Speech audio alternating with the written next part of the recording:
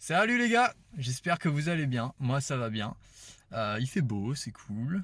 Bon, là vous voyez des nuages, mais en vrai il fait beau. Et du coup, aujourd'hui c'est le grand jour, on se retrouve pour la présentation de mon véhicule personnel, de mon ancien daily, parce que j'ai un nouveau daily aujourd'hui qui est une belle Xantia 2 litres HDI, qui est sublimement magnifique, version exclusive. Et ça c'est beau. Et donc du coup, c'est devenu ma voiture de week-end cette voiture. Et donc je vais vous en parler un peu, je vais vous faire une présentation, même si j'imagine que sur YouTube des présentations de Golf GTI, il y en a des milliers. Mais c'est pas grave, je vais faire ça un peu à ma sauce entre guillemets, mais en restant dans les codes. Je vais vous expliquer pourquoi j'ai choisi ce véhicule, quels sont ses points forts, ses défauts, etc. Je vais tout de suite sortir, vous montrer l'extérieur. J'ai amené, alors attention, vous êtes prêts à voir une antiquité comme on dit? GoPro Hero 3 Black. En espérant que ça fonctionne. Normalement, ça devrait le faire. Donc voilà, je vais vous sortir. On va sortir, je vais vous montrer l'extérieur. J'ai mes lunettes de soleil. Quand tu combines ces lunettes de soleil avec une Golf GTI, t'es sûr de te faire arrêter tous les 200 mètres. Allez, c'est parti. Mais avant ça, on se retrouve déjà parce qu'en fait, je me suis aperçu au montage que j'avais oublié de parler de pas mal de choses à propos de la voiture, notamment de la prépa moteur, ce qui est quand même important. Ben, j'en ai pas du tout parlé dans la vidéo. Donc voilà. Donc je ferai sûrement quelques interventions au cours de la vidéo pour compléter ce que je disais ou pour apporter des détails. Alors la prépa moteur, elle est reprogrammée en stage 1 E85, donc FlexFuel. Alors pour la petite histoire ou pour ceux qui n'y connaissent pas grand chose en voiture, la Golf GTI s'est déclinée en deux modèles à sa sortie, la Golf GTI normale qui sort 220 chevaux et la Golf GTI Performance qui elle est dotée d'un différentiel autobloquant et qui sort 230 chevaux d'origine. C'est donc ce modèle-là que moi j'ai, enfin que j'avais. Donc quand on l'a passé au banc pour savoir si elle sortait ses chevaux, elle a sorti 240 chevaux. Il faut savoir qu'elle avait déjà quelques pièces montées dessus, dont une demi-ligne et un filtre à air. Donc je pense que c'est ça qui a aidé aussi, mais de base elle sortait ses chevaux, donc c'est déjà cool. Et donc, après avoir implanté la reprogrammation dans le calculateur et l'avoir repassé au banc, il s'est avéré qu'elle sortait 330 chevaux. Elle a bien mangé à la cantine, elle était en forme. Quelques mois après ça, j'ai voulu passer également la boîte DG en stage 1. Sur ce modèle-là, c'est une boîte DG 6, donc il n'y a aucun problème de couple, tout comme ça. La DG 7 avait des problèmes de support de couple. Plus maintenant, ça a été réglé depuis longtemps, mais du coup, c'est pour ça qu'à l'achat, je voulais une DG 6. Et donc la reprog permet de gagner en couple à la boîte.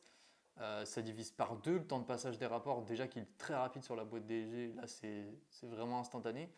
Et ça limite aussi les à-coups, même si on n'a vraiment pas en fait sur la boîte DG d'origine, il n'y a pas d'à-coups. Mais ça permet de glisser vraiment les rapports et c'est pour ça que je l'ai fait. Donc voilà, en prépa, c'est tout ce qu'il y a. La voiture sort 330 chevaux. En pièces, il n'y a pas grand chose. Donc comme je vous ai dit, il y a déjà un filtre à air Volkswagen Racing et une ligne Cobra Sport qui était déjà montée quand je l'ai acheté. Et des ressorts courts, même si c'est pas vraiment des pièces moteurs. Donc on se retrouve à l'extérieur de cette Golf 7 GTI Performance, qui est donc la mienne. Il y a un peu de vent, j'espère qu'on va bien m'entendre. On peut voir ici une belle rangée de mazout. Voilà, là, il y a du bolide. Donc voilà, je vais vous parler des spécifications de la voiture et des quelques modifications qui ont été faites. Donc déjà de base, la voiture elle est blanche Oryx. Donc je sais pas si vous allez bien voir, parce qu'il fait pas très beau. Si j'allume le flash, non, ça ne change absolument rien. Bon, c'est pas grave. En clair, c'est une couleur qui est nacrée, c'est un blanc nacré. Et en clair, quand il fait beau, bah, y a des petites paillettes qui brillent un peu de mille feux, si je puis dire. Et c'est très très joli. Sinon, elle a l'option, elle a les jantes. Les Pretoria, j'allais dire, non, c'est pas du tout les Pretoria. Elle a les jantes Santiago en 19 pouces. La voiture est montée sur ressort court. Donc elle est rabaissée de 3 cm partout. Ah, j'adore le cul qu'elle a. J'adore le cul de cette caisse, elle est magnifique. J'aime trop. Bref, modification arrière. Donc comme vous pouvez le voir, déjà les logos. Ah, c'est vrai que je l'ai pas montré à l'avant, mais les logos ont été mis en noir. Le petit GTI qui est ici a été passé en rouge. Normalement, il est en chromé. Ensuite, elle a une demi-ligne Cobra dessus qui chante assez bien. Je vais vous la démarrer après pour vous faire écouter ça. Donc ça voilà, c'est l'aspect extérieur de la voiture qui ont déjà été faits quand je l'ai acheté. Ça a déjà été fait par l'ancien propriétaire et ça a été fait avec beaucoup de goût. Parce que c'est ce que je voulais faire en fait dessus, mettre une demi-ligne, la rabaisser, c'est exactement ce que je voulais faire. Et les logos noirs, voilà, c'est juste parfait. Maintenant on va passer aux modifications que j'ai effectuées moi-même. À commencer par ce petit détail, qui sont donc les petites ailettes qui lui donnent vraiment une gueule très agressif comme ça, j'aime beaucoup. Et la plus grosse modification qui a été faite, que j'ai fait faire, ce sont les disques de frein avant, qui sont non... Alors on dirait qu'ils sont perforés, mais ils sont pas vraiment perforés. Ils sont en revanche ventilés. Donc c'est des disques de frein EBC.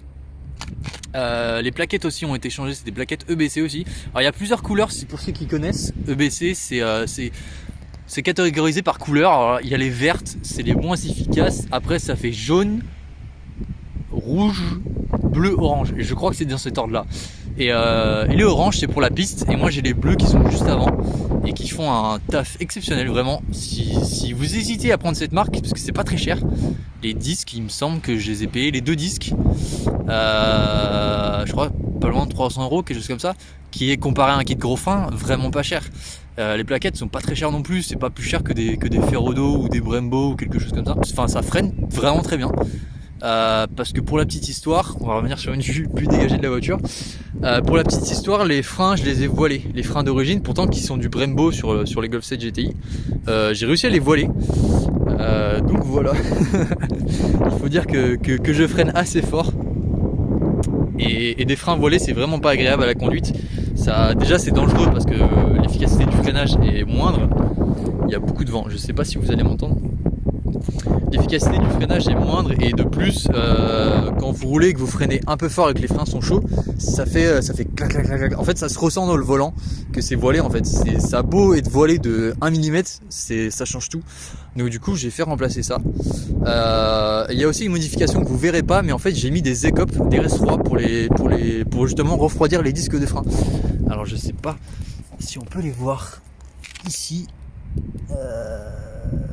Non, vous allez pas voir. Mais en gros, c'est des écopes qui prennent l'air et qui les dirigent vers les disques de frein pour aider à refroidir. Et on peut gagner 15 à 20 degrés, il me semble, sur les disques de frein, donc c'est pas négligeable. Ah oui, et j'ai oublié de dire, elle est équipée en Michelin Pilot Sport 4S, qui sont des excellents pneumatiques. Bon, ils sont connus, hein, c'est un peu la même gamme que les... comment ils s'appellent ? Voilà, j'ai mis les roues droites et j'ai allumé les feux par la même occasion. Donc voilà, là on peut voir qu'elle est bien rabaissée par rapport à une Golf normale. Donc voilà, ça c'est le principal argument pourquoi je préfère la GTI à la R. L'avant, je le trouve beaucoup plus agressif. Malgré que les bas de caisse sont pas pareils et sont un peu plus gonflés sur la Golf R. Ces trois griffes là, avec les anti-brouillards, je trouve ça vraiment sublime. C'est magnifique. Comme vous avez pu le voir, la voiture reste globalement d'origine, il n'y a pas de grande modification que ce soit moteur ou esthétique.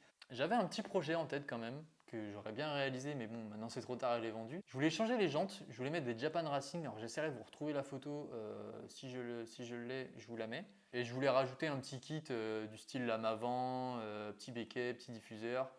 Mais bon, du coup, ça ne s'est pas fait puisqu'elle est vendue.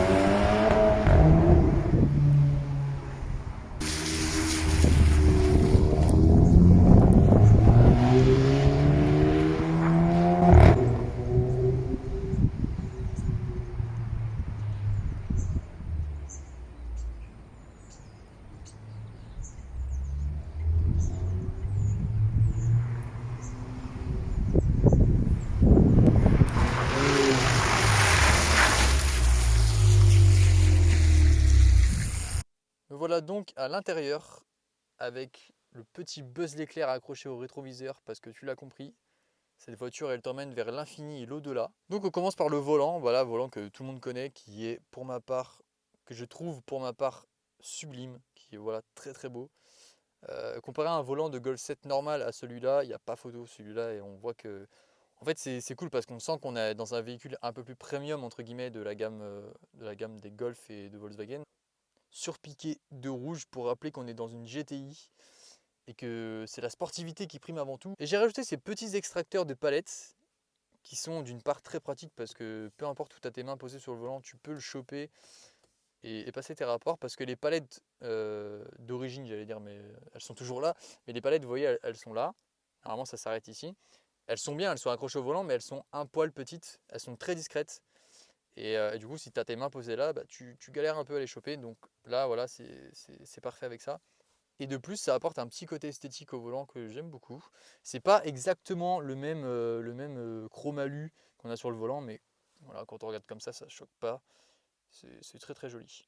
Ensuite, la porte, donc avec ce petit motif qui fait penser à du carbone, sauf que non, c'est du plastique tout simplement. Ici, on a une bande de chrome et ici, il y a l'éclairage. Bah, attendez, je vais vous montrer tout de suite. On va mettre le contact.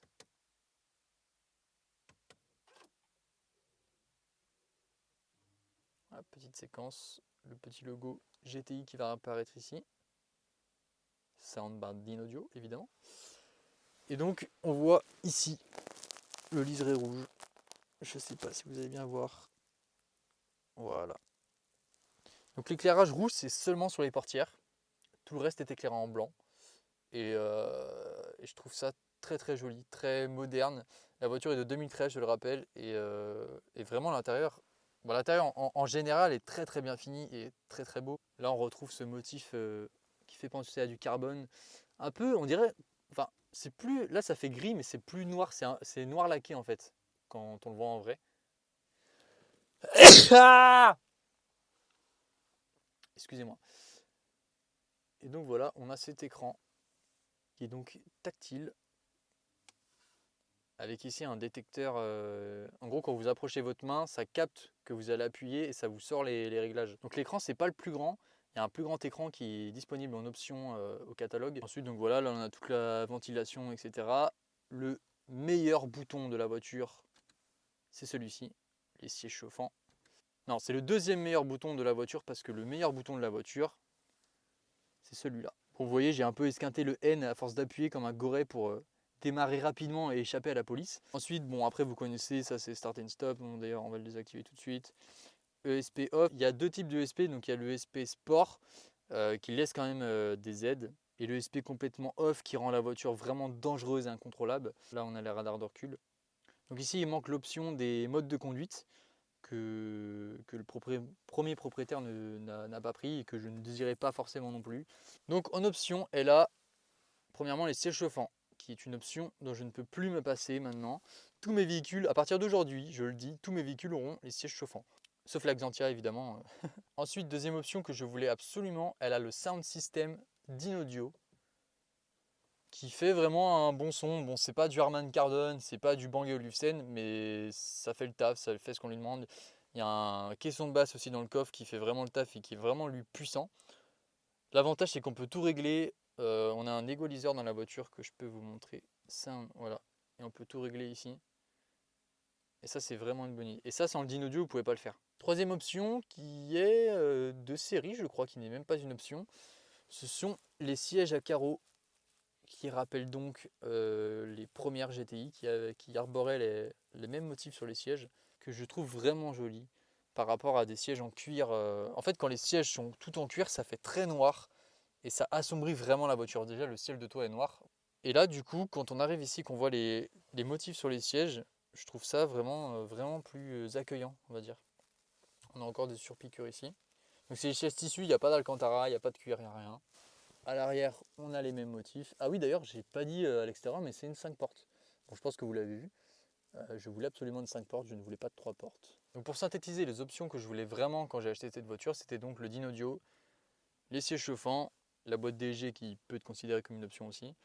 Et vraiment, si j'avais eu un toit ouvrant, ça aurait été top, mais vous voyez qu'il n'est pas là.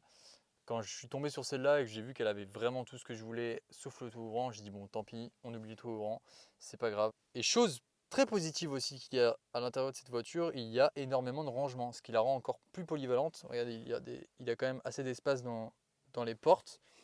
Ici, on a un rangement porte-gobelet. Ici, on a un autre rangement. Là encore, un rangement. On a la boîte à gants. Ici, le rangement à lunettes. Et un rangement qui est aussi super pratique. Les tiroirs sous les sièges, voilà, avec la bonne grosse matraque télescopique. Si jamais il y en a un qui veut me carjack, il est le bienvenu. Donc voilà, siège passager pareil. C'est un truc tout bête, mais c'est tellement pratique en vrai. Et ça, c'est le genre de rangement qu'on a sur les monospaces, sur les Ford C-Max, etc. Et c'est là qu'on voit que c'est une voiture très polyvalente et qu'elle n'est pas que pour faire de la piste et que c'est vraiment une voiture qu'on peut rouler tous les jours. Moi, je vous le dis, ça a été mon daily pendant 1 an et demi. Et là, j'ai récemment acheté une deuxième voiture pour aller au travail, mais je l'ai utilisée tous les jours pendant 1 an et demi, et c'est vraiment une voiture qui est très confortable. Malgré que je sois en 19 pouces, que je sois rabaissé en ressort court, c'est vraiment une voiture qui peut se conduire tous les jours sans aucun problème. Surtout avec ces sièges-là, parce qu'elle existe aussi en siège baquet qui sont très rares, mais je n'en voulais pas. Donc voilà, je pense qu'on va pouvoir aller faire un tour maintenant. Donc maintenant que vous l'avez vu et entendu, je vais vous expliquer pourquoi j'ai acheté une Golf 7 GTI. En fait, c'est simple, il me fallait une voiture qui soit polyvalente, qui soit puissante, mais qui puisse être roulable entre guillemets tous les jours. La GTI, elle est conçue pour ça, je pense, c'est une super caisse. En plus, en 5 portes, il y a de l'espace, on a de la place, on peut rentrer facilement à 4 voire 5 dedans. Et puis surtout, c'est une voiture coup de cœur. J'ai mis longtemps avant de trouver la bonne, ce qui me correspondait vraiment. On dirait que je parle d'une femme alors que je parle d'une voiture. Le beauf, quoi, le mec qui jure par que les voitures. Non, mais c'est vraiment une voiture qui m'a tapé dans l'œil et je pense que même si j'avais eu 50 000 € de budget, j'aurais quand même pris une Golf 7 GTI. Après avoir expliqué pourquoi j'ai acheté une GTI, d'ailleurs, je sais même pas si on dit une GTI. Comment vous dites-vous? Moi, je dis une GTI, je dis une Golf, mais je sais qu'il y en a qui disent un Golf. Je trouve ça fait bizarre en fait. Moi, je dis une Golf. Donc, ouais, je vous ai expliqué pourquoi j'ai acheté une GTI. Maintenant, je vais vous expliquer pourquoi j'ai acheté cette GTI en particulier. J'ai mis pas mal de mois avant de la trouver, je crois que j'ai mis 4 mois avant de vraiment tomber sur celle-là. En fait, avant de tomber sur celle-là, j'étais tombé sur une autre qui n'était pas du tout dans la même configuration, qui n'avait pas les mêmes jantes, qui était grise carbone. En fait, ce qui me plaisait, c'est que déjà, elle était super belle et elle avait des pièces de Club Sport dedans. Elle avait les jantes de la Club Sport, elle avait le volant de la Club Sport. Enfin, il y avait 2-3 trucs qui étaient modifiés, qui étaient vraiment propres. Et en fait, je partais sur celle-là de base, et le mec, une semaine avant que j'aille la chercher, alors, soit c'est vrai et j'ai pas eu de bol, soit le mec il voulait pas me la vendre à moi, enfin je sais pas. En tout cas, il m'a appelé pour me dire que le turbo avait lâché, donc du coup, baisé, je pouvais pas l'acheter. Donc j'avais le seum, mais au final, c'est un mal pour un bien, puisqu'après je suis tombé sur celle-ci. Donc coup de cœur tout de suite. J'ai un peu expliqué, en fait, elle avait déjà tout. Niveau déjà de critères de base, je la voulais blanche ou grise, elle est blanche, donc dans le mille.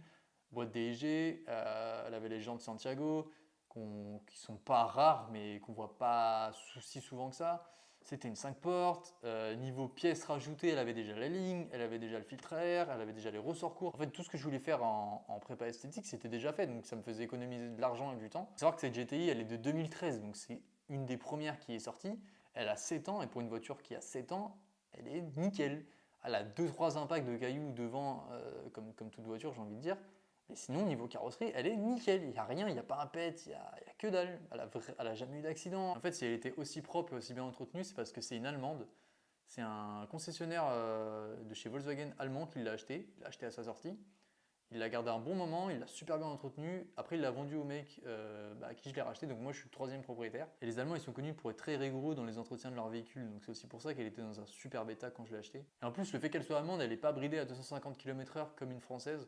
Donc ça, c'est un petit avantage aussi sympa. En fait, moi là-bas, je voulais une Golf 6R, parce que vraiment, la Golf 6, c'est vraiment la plus belle des Golf pour moi. Maintenant, c'est vrai que ça a pris un petit coup de vieux quand même, et surtout, la Golf 6, c'est ce que j'avais déjà à l'époque en fait. Quand je prévoyais de changer de voiture, je roulais en Golf 6 TDI 110 chevaux, donc rien à voir, c'était pas du tout sportif. Mais c'est ce que j'avais déjà, donc je voulais pas. En fait, j'avais peur de me lasser si je prenais une Golf 6 encore. Donc du coup, je me suis intéressé au modèle d'après, donc la Golf 7 en version GTI, qui pour le même budget globalement propose quelque chose de plus récent, avec un intérieur plus poussé et plus technologique que la Golf 6. Donc c'est pour ça que je suis parti là-dessus et sans regret.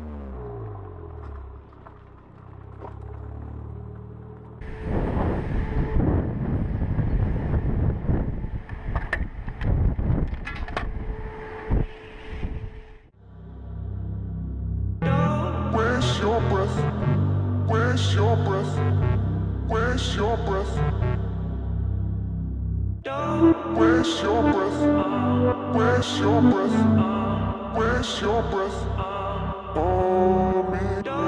Waste your breath, waste your breath, waste your breath on me. I know that times can get harder, it's natural to hate it, but I don't even bother. I know one day that I'll make it, I think my life is in order. I just gotta keep patient, and I know what I'm missing.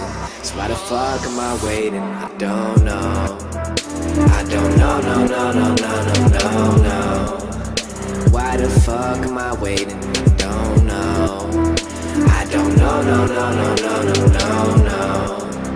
Why the fuck am I waiting? I know that times can get harder, it's natural to hate it, but I don't even bother. I know one day that I'll make it, I think my life is in order. I just gotta keep it. Après 1 an et demi de conduite à son bord, je pense que je suis bien placé pour pouvoir vous donner les points forts et les points faibles de la voiture. Pour ceux qui auraient éventuellement pour projet d'acheter une Golf 7 GTI, je pense que ça peut les intéresser. Donc les points forts, bon, c'est très subjectif, mais déjà l'aspect esthétique, que ce soit intérieur ou extérieur, je trouve que vraiment c'est une caisse qui réussit, qui est vraiment très belle. Par rapport à la Golf 8 qui elle divise beaucoup plus, je pense que la Golf 7 elle fait l'unanimité. Que ce soit l'avant, l'arrière, de côté, c'est vraiment une super caisse. Deuxième point positif, son moteur, qui se prépare quand même très bien. Pour un 4 cylindres, je pense que 330 chevaux en stage 1, c'est très très bien. En stage 2, ça peut prendre 380 chevaux, en stage 3, plus de 400. Et après, même beaucoup plus si tu t'amuses à faire forger le moteur, etc. Mais pour un 2 litres de 4 cylindres, c'est vraiment très bien. Et en plus, c'est fiable. Le 2 litres TSI, c'est un des moteurs les plus fiables qui existent. Donc vraiment, c'est cool. Après, il ne faut pas oublier que ça reste une traction. Donc le passage de la puissance au sol, ça peut être compliqué. Troisième point positif, la conduite en général. Le châssis est bon, surtout avec son différentiel autobloquant. Là, je parle pour la version performance. Ça tient le pavé, mais ça reste joueur, surtout avec une prépa sympa. C'est aussi pour ça que je voulais pas de Golf R, parce que c'est sûrement une question qui va revenir dans votre tête. Ouais, mais pourquoi t'as pas pris la R? Déjà, le kit carrosserie, je l'ai déjà dit, mais je préfère celui de la GTI à la R. Et puis surtout, la R, c'est une 4 roues motrices. Donc j'avais peur que ce soit un peu moins joueur que la GTI. Et puis le budget aussi, qui n'est pas le même, c'est quand même un facteur important. Même si c'est vrai qu'en Allemagne, tu peux avoir une Golf R pour 3000 € de plus qu'une GTI. Les aiguilles bleues, les sièges, je les trouve fades. Je préfère vraiment la GTI. C'est une super caisse, hein, la Golf R. Je suis fan, hein. J'ai un pote qui en a une et je baffe devant. Vraiment, c'est une super caisse. Mais chez les autres. Et même niveau carte grise, il faut penser à ça aussi. Bah, la R, c'est le double de la GTI quand même. Après, pour en revenir à ce côté conduite et châssis, etc., c'est une caisse qui pardonne les erreurs quand même. Elle est joueuse, surtout sous la pluie. Mais bon, c'est une traction, donc tu risques pas grand-chose. Surtout si tu laisses le traction control. Mais c'est une caisse qui pardonne les erreurs. Je l'ai acheté, j'avais 19 ans. À 19 ans, même si je me considère comme quelqu'un de responsable et qui a la tête sur les épaules, t'es un peu fou à cet âge-là. Par exemple, quand j'étais la chercher à Strasbourg, j'ai demandé clairement au vendeur, je lui ai dit voilà, dis-moi honnêtement à combien ça monte, à combien tu l'as poussé et tout, etc. Il me semble qu'il m'avait dit 258 km/h. Et ben 1 heure après, j'ai pris 265. Et j'étais content. Ce qui est débile. C'est un comportement débile. La voiture, je la connaissais pas. Elle aurait pu avoir un problème mécanique, ça aurait pu être une arnaque. Il y aurait pu avoir un truc qui m'aurait fait perdre le contrôle. Et tu perds le contrôle à 265 km/h. Bah, c'est mortel, c'est un accident mortel, clairement. Donc heureusement pour moi, non, c'est une très très bonne voiture, très fiable et qui tient le pavé. Enfin bref, tout ça pour dire que c'est une caisse qui se conduit vraiment bien. Je pense que pour une première sportive, il n'y a pas mieux. GTI, c'est une très très bonne école et je pense que ça n'a plus rien à prouver. Et après, un point négatif, eh ben, on a le GPS qui commence à se faire un peu vieux. Il est super bien, mais dès que tu rentres à destination, tu as 30-40 secondes à attendre que ça charge, alors qu'avec ton smartphone, c'est tout de suite. Le fait qu'il n'y ait pas de roue de secours aussi, c'est un point négatif, parce que tu as la question de base, Zynodio en fait à la place de la roue de secours. Donc si tu crèves et que ta bombe anti-crevaison ne suffit pas, tu es dans la merde. Et si, dernier point négatif qu'il y a sur cette voiture, et pas des moindres, enfin en tout cas en ce qui me concerne, en 19 pouces et en ressort court, le rayon de braquage est nul à chier, mais vraiment. Les demi-tours, c'est une tannée. Même pour les petits ronds-points, pour faire demi-tour sur un tout petit rond-point là, tu es obligé d'avancer, de reculer, de ravancer. C'est un bordel. Donc ça, c'est un détail. Mais par exemple, si tu es amené à faire beaucoup de demi-tours, achète une Twingo, c'est mieux. Tu sais, c'est des voitures qui font des demi-tours sur elles-mêmes là. Ça, c'est top.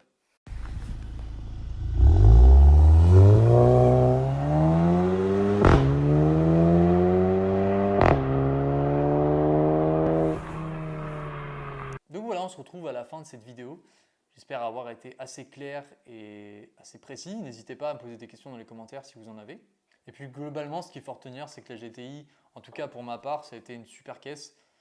J'ai un peu le mort de l'avoir vendue quand même. Pour ma part, ce que je vais retenir de la GTI, c'est que c'est vraiment une très très bonne bagnole, que ce soit en fiabilité, en plaisir de conduite. Parce que ça, j'en ai pas parlé, mais c'est une bagnole qui... En fait, c'est un investissement.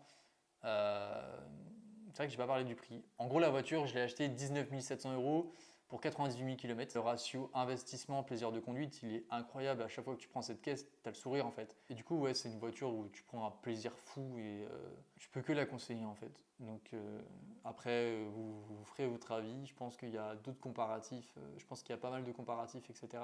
Donc voilà, cette vidéo va pas se démarquer des autres. Hein.